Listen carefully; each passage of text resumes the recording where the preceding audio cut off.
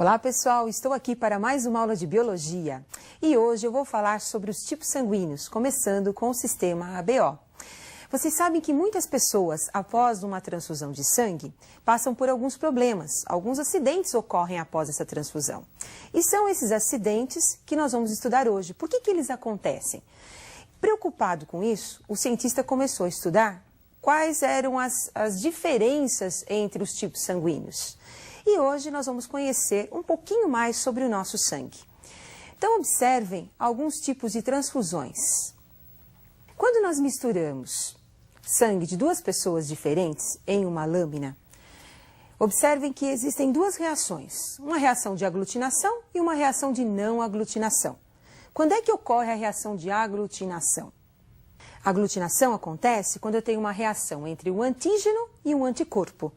O antígeno é aquela molécula estranha presente nas hemácias, enquanto que o anticorpo é uma proteína específica produzida contra o antígeno. Então, de acordo com a aglutinação, é que nós classificamos os tipos sanguíneos.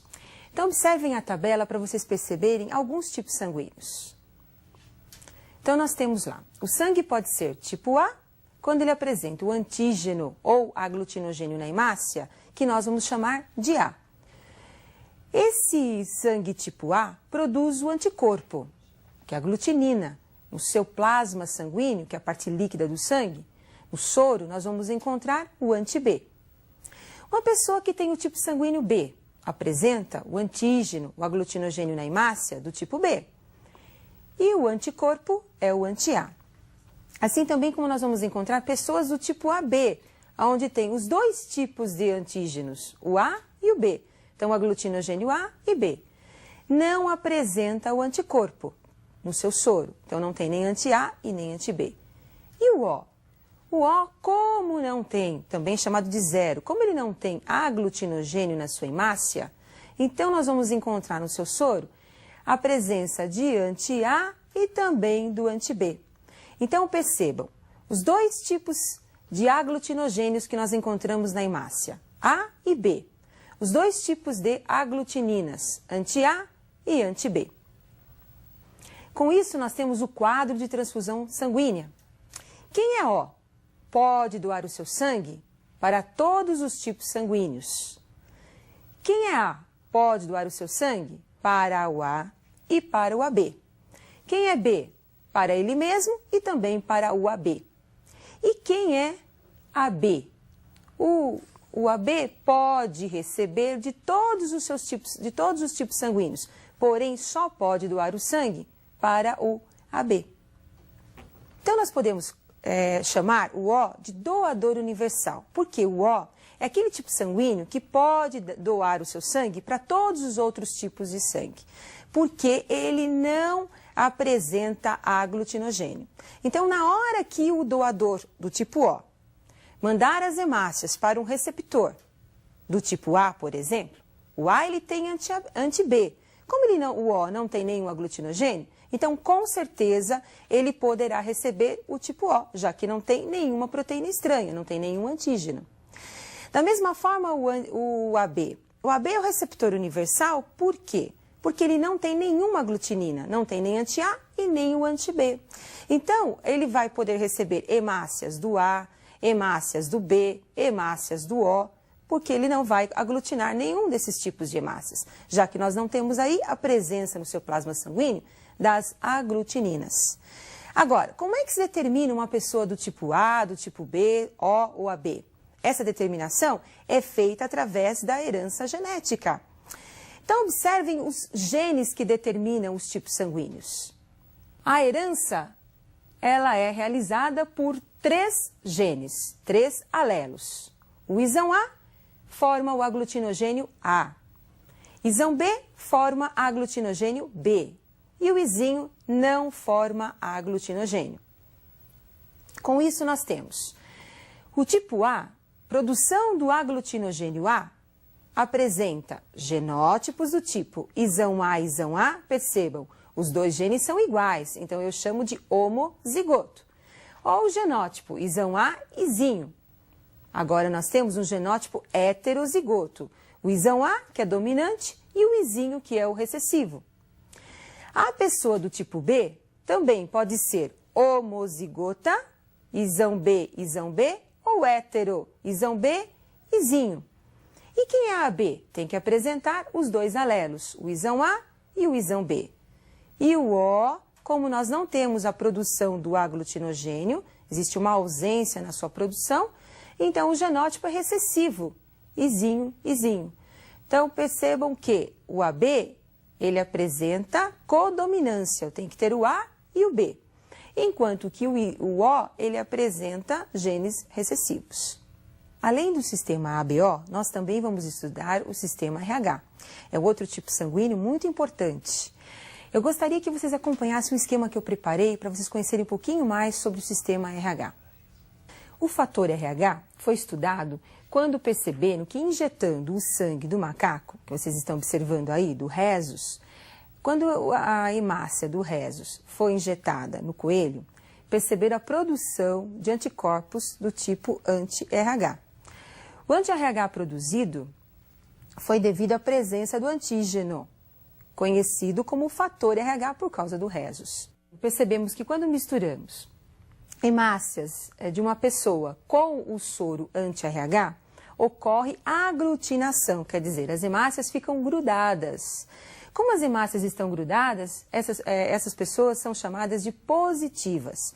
Da mesma forma, quando você pega uma pessoa, o sangue de uma determinada pessoa, e mistura com anti-RH e não tem aglutinação, então nós chamamos essas pessoas de negativas.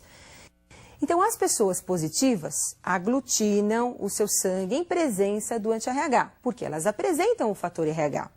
As pessoas negativas não aglutinam o seu sangue, porque existe a ausência do fator RH. Agora, e como é que fica a transfusão de sangue no caso de pessoas positivas e negativas? Então, observem o quadro. O doador positivo pode doar o seu sangue para também positivo, receptor positivo. Negativo para o negativo e também o negativo para o positivo. O mesmo não pode acontecer entre o positivo e o negativo. Por quê? Imagine uma situação, uma pessoa negativa. Ela não tem o fator RH. Ela recebe um sangue positivo com o fator RH. Esse fator RH é considerado antígeno pelo receptor.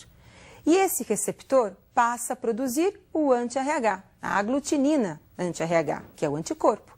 Com isso, nós poderemos ter a aglutinação, grumos são formados, coágulos são formados. E nós temos aí uma transfusão incompatível. Mas o problema maior do estudo do RH é a eritroblastose fetal, uma doença que afeta o recém-nascido.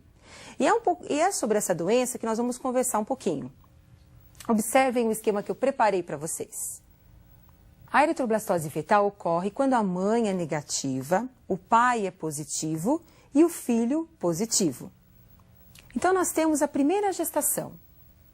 O bebezinho aí, ele apresenta o sangue RH positivo. Ele recebeu esse gene do pai, por isso ele é positivo. A mãe, RH negativa. Durante a primeira gestação, essa criança vai nascer dentro dos padrões normais, sem nenhum tipo de problema. Por quê? Porque na hora do parto é que ocorre a ruptura da placenta e nós temos o contato do sangue do filho, que é positivo, com o sangue da mãe, que é negativo. Quando o positivo entra em contato com o negativo, ocorre a produção do anti-RH. Esse anti-RH produzido na primeira gestação foi produzido após a saída do bebê. Então, o primeiro bebê não foi afetado. Mas numa segunda gestação, o anti-RH começa a ser produzido em maior quantidade e vai ser levado para o segundo filho, através da placenta.